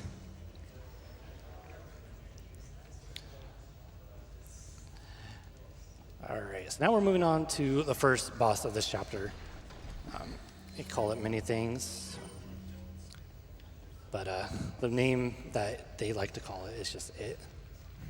It's kind of like a chase sequence through these little things right here. You'll see them in just a second. Now, So- the original name for this is U3, just for those of you who are wondering. And we can't actually do anything to him right now.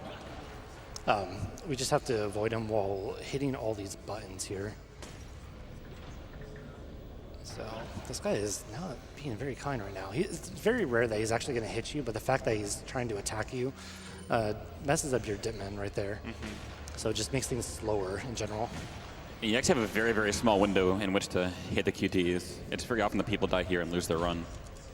Yeah, if you're not anticipating it, it's very easy just to let him grab you. All right, this is pretty good luck for right there.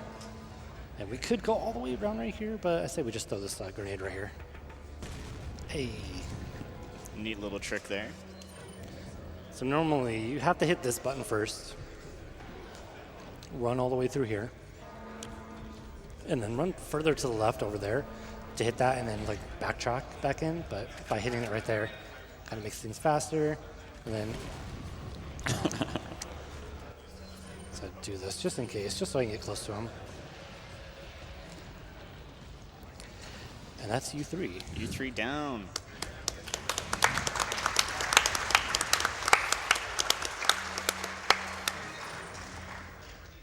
I call that boss Bono.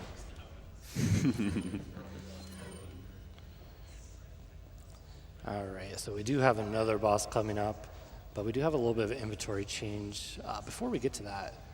But we do have a little bit of time for donations, my dude.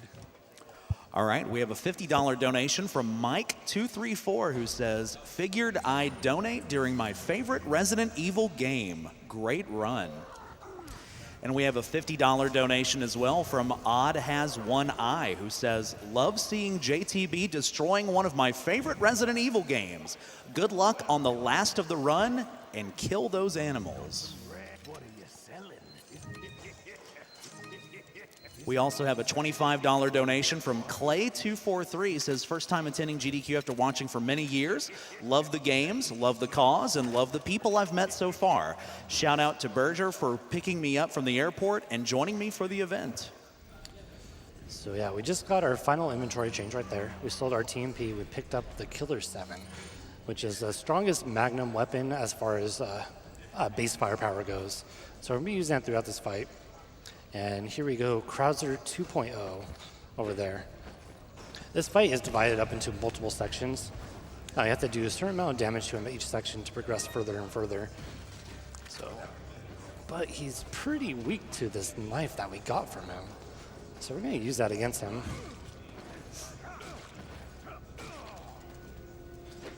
Throw this flash grenade. I like how you just knife him a bit and he's like, that's what I'm talking about. Hey, maybe just into that kind of thing. Yeah. I'm not one to judge. Also, he somewhere picked up an extra knife. Not really sure where he got that one. Probably has a stash somewhere. Probably. All right, let's see if I get this right. Okay. Oh, what? Did I miss his head? Oh, that's the works. It's a little bit tricky to get. Normally what happens is he'll jump up right away and do this whole like segment where he just, oh yeah, let's point this out first. Just casually moving through a statue. Let's go ahead and do it again too. But yeah, like I said, normally what he does, he jumps up and goes this whole sequence where he monologues, throws grenades at you.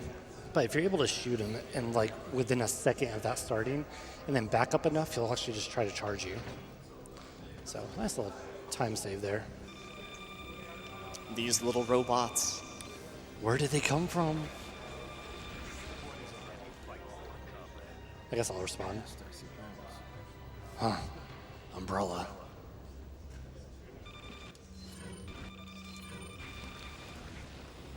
Whoops.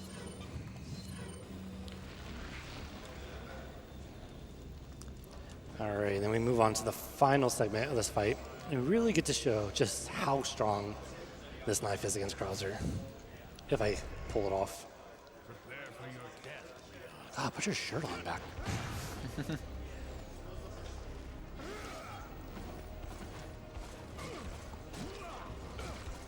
This is what I like to call the disrespect. Yeah, he's extremely weak to a knife for whatever reason. Oh. That was very, very impressive execution. So yeah, that was really good. There's a lot of things that can go wrong. If you knife him in a bad spot, it'll hit his arm instead and just negate the knife attack, and he'll just hit you.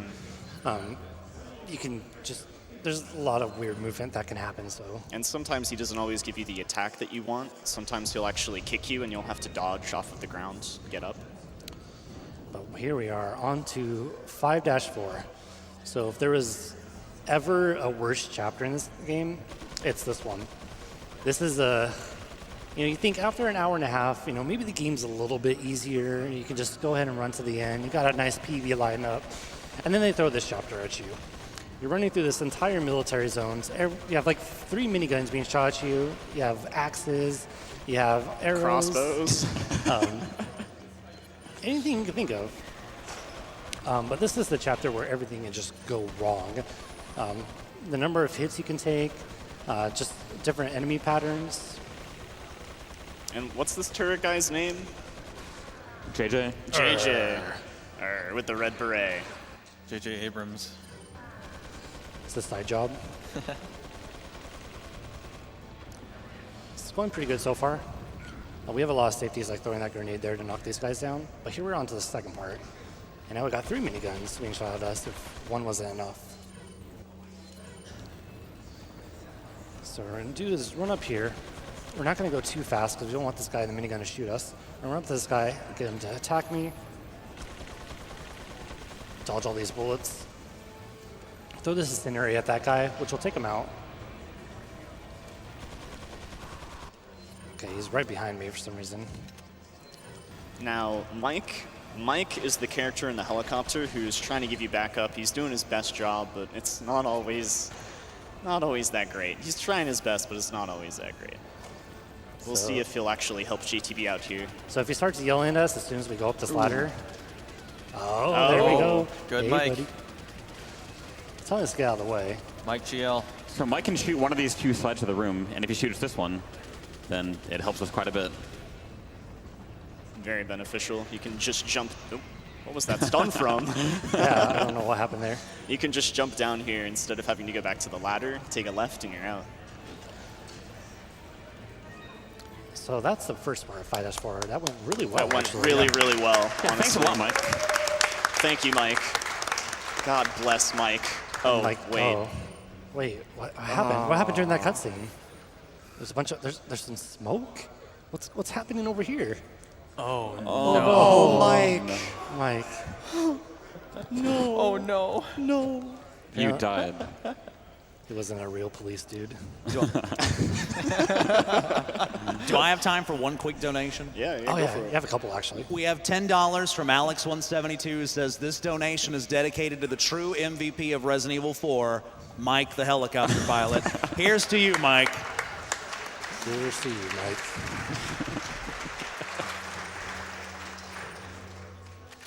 So yeah, we are getting pretty close to the end of this run.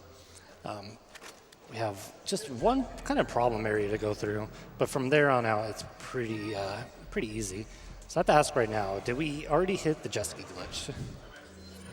Yes, we did. Okay, I figured it. Yeah. Nice. I do believe the gimmick best ending was also hit.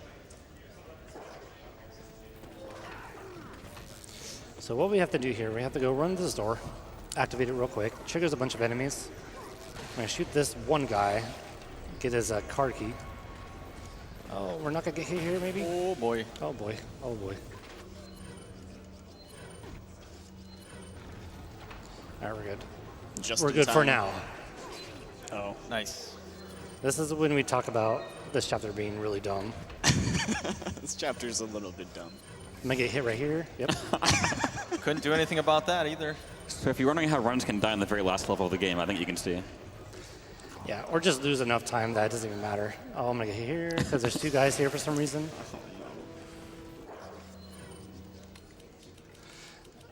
Just keep healing.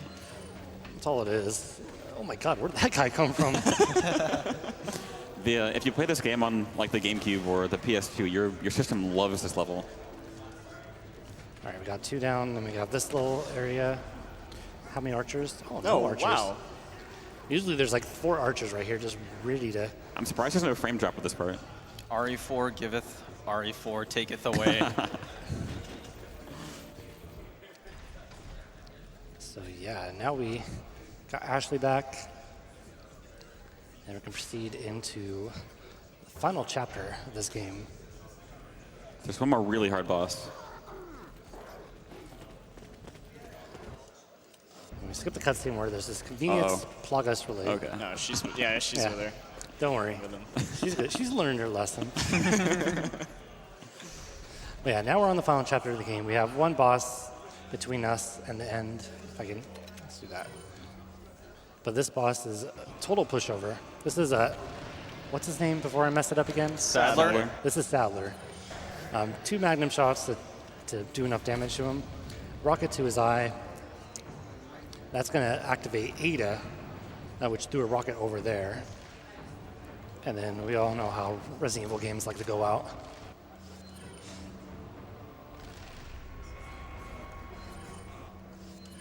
And that instantly kills him, just like it does in all the other games. But yeah, Goodbye, Sadler. bye Sadler. And now the timer starts for the island to explode. The classic Resident Evil ending. I don't know if we'll make it out though. I think we need to go faster.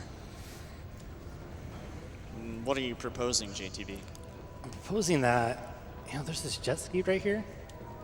Oh, yeah? Do we really need the jet ski? I mean, it's... I think we should just take off without the jet ski.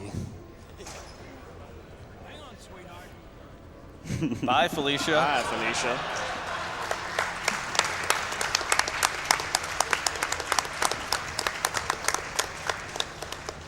So yeah, that's the last part of this run. So while we're kind of going through this, we'll do a couple flips. Woohoo! But As you can see, Ashley just completely clips through Leon during the backflip. But yeah, as we're wrapping up this run, just want to thank Games on Quick for allowing us to do this again. Glad to come back and show this run to all you guys. Shout outs to the entire RE4 community. Behind me on the couch, watching at home. We wouldn't be here without you. And lastly, wish Demonio a happy birthday, one of our friends, as we get time. Fa Sherry. Oh, hit time. We're Oh good. yeah, time, by the way.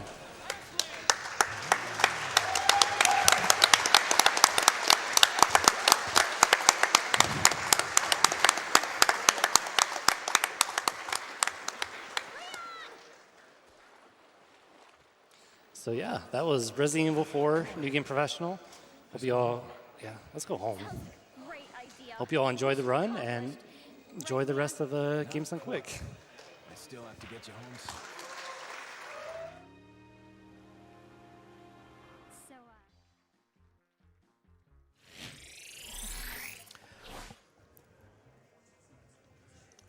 Fantastic run there by JTB, Resident Evil 4. Well done.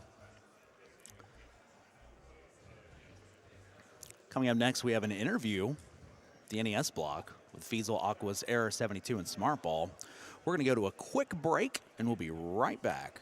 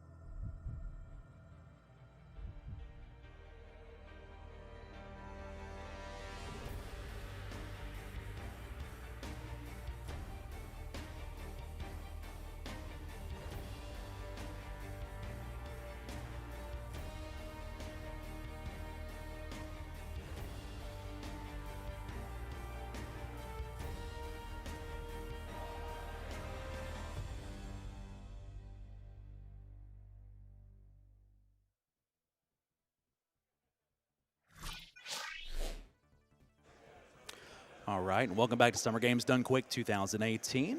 Again, I'm your host and Eternal Enigma, getting ready to have an NES block interview. Ninja Gaiden Black will be the next run coming up afterwards. Waiting for that interview to get started, and we'll throw it over there as soon as they're ready. For the time being, again, I just want to let you know what Summer Games Done Quick 2018, what we're all coming together for. It's Doctors Without Borders, Medicine Sans Frontiers is a medical humanitarian organization working in more than 60 countries around the world. MSF is a private international association. MSF provides assistance to populations in distress, to victims of natural or man-made disasters, and to victims of armed conflict. They do so irrespective of race, religion, creed, or political convictions. You can find out more at doctorswithoutborders.org. Also want to tell you again about another one of our sponsors, Fangamer. Fangamer is a video game merchandise company designing and producing official goods for Dark Souls, Undertale, Persona 5, and more. All profits from GDQ merchandise sales are donated to Doctors Without Borders. New official merchandise from Dark Souls, Undertale, Persona 5, Hollow Knight, and more. You can find out more at fangamer.com/GDQ. Got a few more donations we'd like to get to while we're still getting set up for the NES block interview. We have a $30 donation from Shattermage54. Says, so hyped for SGDQ this year. Flying in tomorrow to see it live for a few days. Can't wait for the Halo 2 run later this week.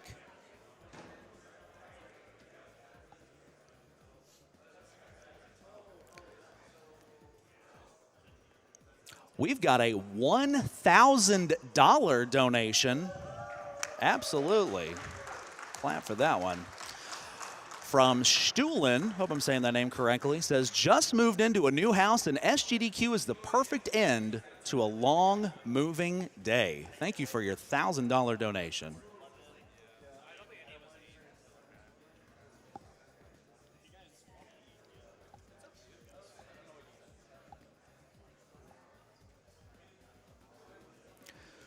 We have a $25 donation from Lokala, says, love watching GDQ and had to get a donation in for that awesome Portal quilt.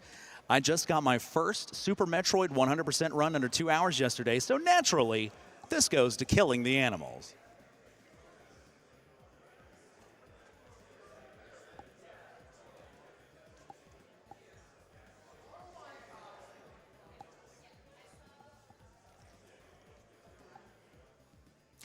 We have a $10 anonymous donation. Says, wish I could leave more, but this is my first donation and not my last. I love everything everyone does, and it brings me joy to be able to donate to a good cause. Good luck on the run this week.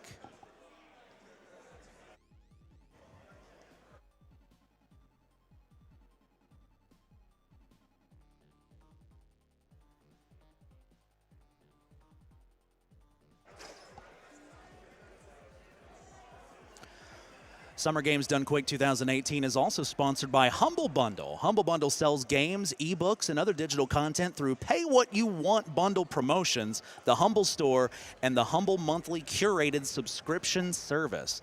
Customers choose how their payment is divided between the content creators, charity, and Humble Bundle. Over $129 million has been raised for charities across the world since 2010. You can find out more at www.humblebundle.com/monthly. All right, the NES block interview is ready. We're going to send it on over there.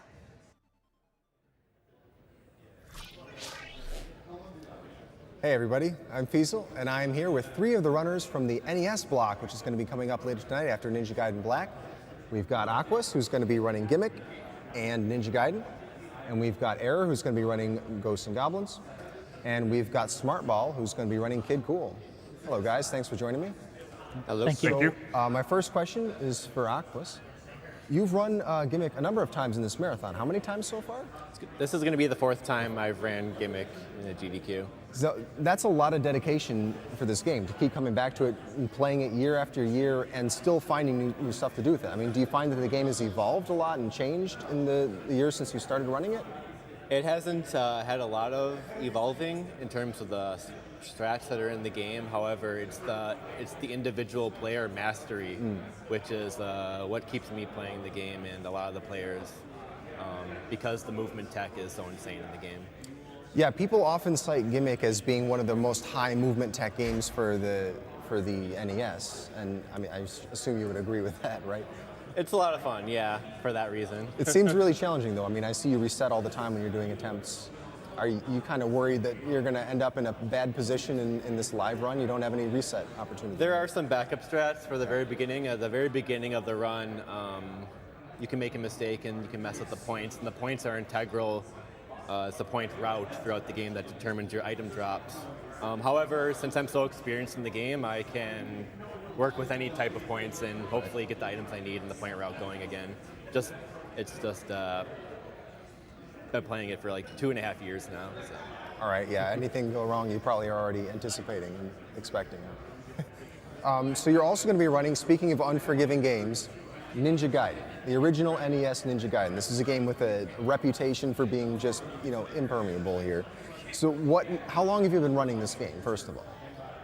I believe it'll be about a year. Okay, so relatively new, especially compared to Gimmick, right?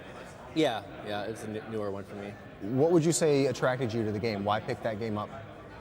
I had originally learned Ninja Gaiden because I wanted to get better at Ninja Gaiden 2, which is a game I started speedrunning. And I was like, you know what, let's try Ninja Gaiden 1, see what's going on there. And I ended up liking Ninja Gaiden more than 2 somehow. Even though I think Ninja Gaiden 2 is the better game, but yeah, it's just it's the one speedrun I do that actually I have played in my childhood, so I do have a bit of a nostalgia with it, and for that, maybe that keeps me going a bit. Yeah. Okay. Did you come up with your own technique for doing these slash cancels, or I mean, how do you? I use an old school thumb mashing technique. I use just the thumbs. I don't do a one-handed mashing technique. I don't do anything weird like that. I just go for the thumbs, and it's not the fastest way, but it's fairly consistent, and that's what I'll be aiming for sub 13 today. Cool. Very nice. Good luck with that. Thank you. Error. Next question's for you here. So you last ran this how long ago? Ghosts and Goblins? I remember it was a couple of years ago. 3 years ago. 3. SGDQ 2015. Right. So that's a long history. Have you been playing the game since then, in between, or did you just pick it back up again after hiatus? A little bit of both. I captured the world record a little bit after the SGDQ 2015 run, and then didn't have too much competition, so I dropped it for a little bit. And eventually, a couple years ago, a new task came out, and a runner stuck in a plate was able to apply some of the task strategies, and he didn't do a 2-loop run, but he did a 1-loop run that was quite a bit faster than what I had done. So I picked the game up back again and ended up dropping the 2-loop world record by over a minute. Oh, wow. So there's definitely some new strats that have been developed. There's definitely some new strats, but they're quite a bit more dangerous too, because they involve damage boosts, and when you can only take one hit to begin with. Right. So do you intend to show off all these new strats? I mean, these really risky things? This is I'm going to try and do them once. Right. If I fail them and end up dying because of it, then I'll do a little bit safer strat. Right. There are no safe strats in Ghosts and Goblins, just safer. So, do you think that, that Ghosts and Goblins has quite a reputation as being like an almost unsolvable game. Do you think that it actually deserves that reputation? I mean, obviously not someone from your skill, but I mean, in general, is that accurate? Yeah, okay. I'd say, I'm going to say yes also. I'd say yes. It does get a little bit easier just with more knowledge, because there are places where the hardest part of Ghosts and Goblins is that you can only take one hit before you die, or 2 hits. Because you first hit, you lose your armor, second hit, you die. Sure. With some more game knowledge, you find the locations of hidden armors that are hard to find just blind, but with time you find out all the locations of it, and that's sort of your backup in case something goes wrong. So do you have backup strats lined up for this? I mean, you got to get your weapon back. I mean, all kinds of things. If you die, there's lots of I do where available. Okay. All right. There's one spot that if I pick up a certain weapon, it's not good, but I haven't picked it up in like 1,000 runs, so. Right. When it goes wrong. I don't know, that's my opinion. Well, if I remember correctly, you did really well with your SGDQ run a couple of years back. It ended up being about 3 seconds slower than the world record at the Right. time. So, Do you feel as confident this time around? I'm Not to jinx it or anything. But probably not, just because trying to show off the new tech, it is quite a bit harder than the last run. If everything goes right, I could beat the world record again. But Wow. You guys heard it here first. one of the tricks, I get about 3% of the time. Oh, all right. So So temper our expectations. so 1% chance of world record. All right, we'll see. All right, well, thank you. Smartball, next question is for you here. So I've noticed looking up on speedrun.com that you run a bunch of different games from a lot of different consoles. Most of the people I talk to, they kind of have a particular console or a particular genre that they stick to, but you seem to have a mixture of stuff, some Sega stuff, some Game Boy, some Super Nintendo, NES. I mean, what kinds of games do you run besides what you're doing today? I guess a common theme would be just very weird physics in the game, as far as platformers go anyways. Thinking of games like Funhouse for the NES, it's just, it's tank controls and you're basically on ice the entire time, and it's just unbearable. Other games I'm thinking of are Out to Lunch for the SNES. It's, again, very slippery, the physics aren't very good, and it's just very difficult. I like very difficult, challenging games like that. So your namesake game, Smartball, is itself one such game with very unintuitive controls and unusual physics. Did that sort of get you into speedrunning? Is that why you called yourself that? Or It's just a game I really loved as a kid. Right. And I don't know. I just saw it was available, so I took it. There you go.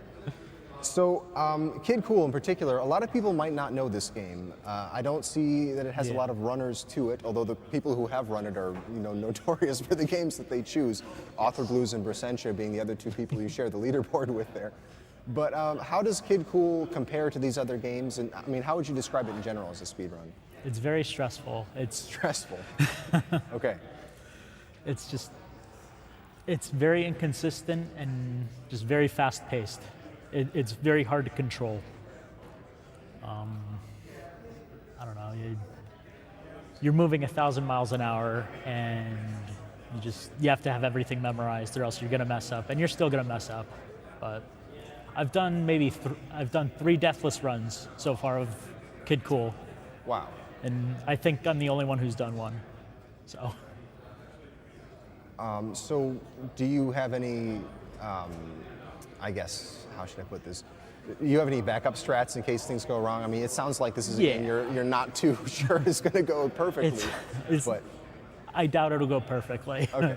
But I have locations where I could pick up a certain item that helps me throughout the run. And I'm still finding new locations, actually. But no, I have backup strats. I've become pretty consistent with everything I'm doing, so I'm confident I'll do well. Okay, well that's good. Confidence is a good start there. Do you, this being your first GDQ run, this is your first GDQ run, right? Although you've attended it for a couple of years now. Yeah. Do you think that that's going to be affecting you anyway, or do you think that you're pretty much as prepared for this as you're going to get? I don't know yet. You don't know yet? I don't know yet. Okay, so I just a post-interview question, I guess. It really hasn't even hit me yet, I guess. So. You seem pretty calm about it, is why I'm asking. Yeah, I feel calm, which is very unlike me. Don't let it all hit at once. Yeah, right. Yep. No, once you get up on stage, about 20 minutes before the run, it'll. Yeah, that's the hard part, right? Yeah. And you just got nothing else to do to prepare, but just sit there and wait, right? All right. Great. Well, I look forward to seeing that run. The NES block is going to be starting up. Next, we have Ninja Gaiden Black. After that, we have Ninja Gaiden 1, the original Ninja Gaiden, and that kicks off our NES block / Ninja block. There's a bunch of Ninja games all in there. And while we're on the topic of ninjas, we have, as a prize coming up, anywhere between Ninja Gaiden Black and Hagane, we have the Ninja Gaiden Trilogy soundtrack. So we have 2 CDs here. Can't really see, there you go.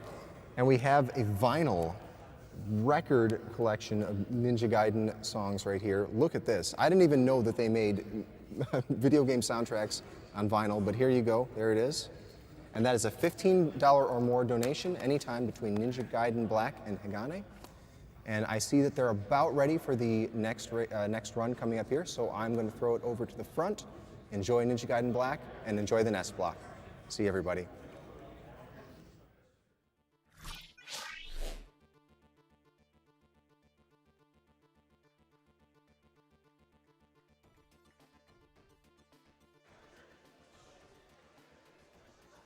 All right, everyone, we're going to be back in just a few short seconds, so please stay tuned. The stream's going to be right back, and you're going to be back with some more SGDQ action. Stay tuned.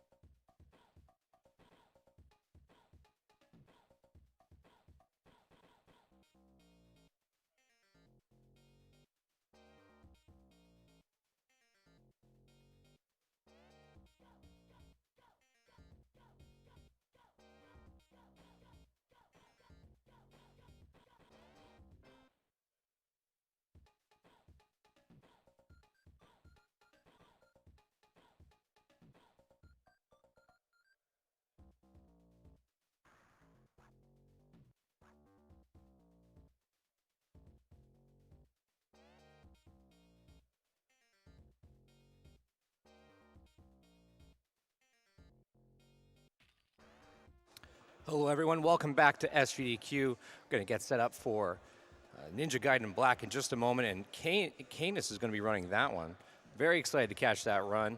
But first, I want to get through a few more donations. So many donations coming in. Just want to thank everybody who's taken the time to donate. Here's a donation for $10. It's from Kron B. It says, MSF is good and cool. And that's a great opportunity for me to tell you all about what we're here raising money for. And that's, of course, Doctors Without Borders, or Médecins Sans Frontières, or MSF. It's a medical humanitarian organization which works in more than 60 countries around the world.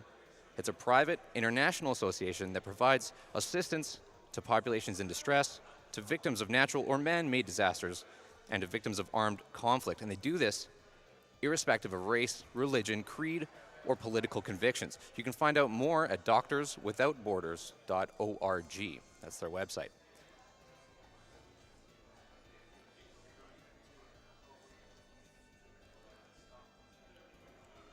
I have a $30 donation. This one's from Anonymous. It says, first time watching SGDQ live and excited to see my favorite runners doing their thing for a great cause. First donation with more to come.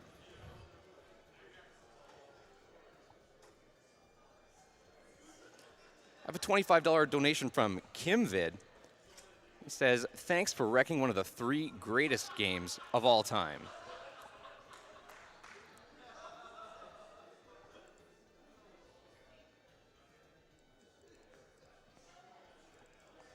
I have a $250 donation from Lone Soldier. And he says, oh boy, another GDQ event. So much for being productive at work this week. Donation to Announcer's Choice.